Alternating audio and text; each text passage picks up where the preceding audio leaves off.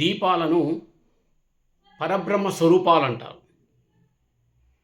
ఎందుకంటే ప్రతి వ్యక్తి జీవితంలో ఎప్పుడూ వెలుగులతో నిండి ఉండాలి.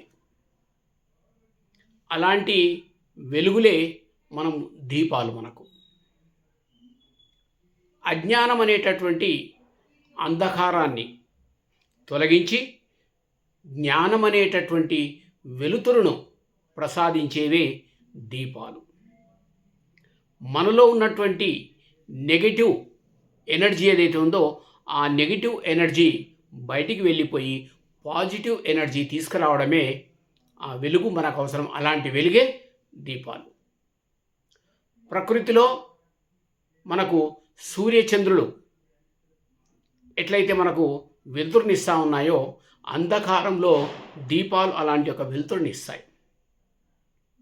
ఇది ముఖ్యంగా దీపావళి రోజు ఎందుకు ఆ విధంగా దీపాలు ముట్టించడం జరుగుతూ ఉంది అంటే, మనందరికీ తెలిసినటువంటి ఒక స్టోరీ.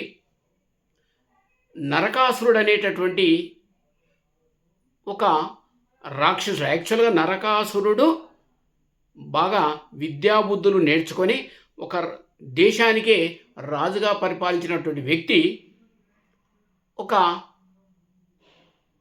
ఏదైతే ఒక స్నేహితుడు ఉన్నాడో ఆ స్నేహితులో ఉన్నటువంటి ఒక దుర్గుణాలు, అంటే అతనిలో ఉన్న సాహసంతో, అంటే చెడు సాహసం చేయడం వల్ల అతనిలో ఉన్న చెడు గుణాలు ఇతనికి రావడం, ప్రజలను మునులను పీడించడం, ఆ విధంగా చేయడం వల్ల ఈ యొక్క నరకాసురుడు అనేది వధించడం జరిగింది. అతను ఒక రాక్షస రూపంలో వచ్చి ఆ విధంగా వచ్చినందుకు అతన్ని వధించడం అనేది మన పురాణ గాథల ప్రకారం తెలిసింది.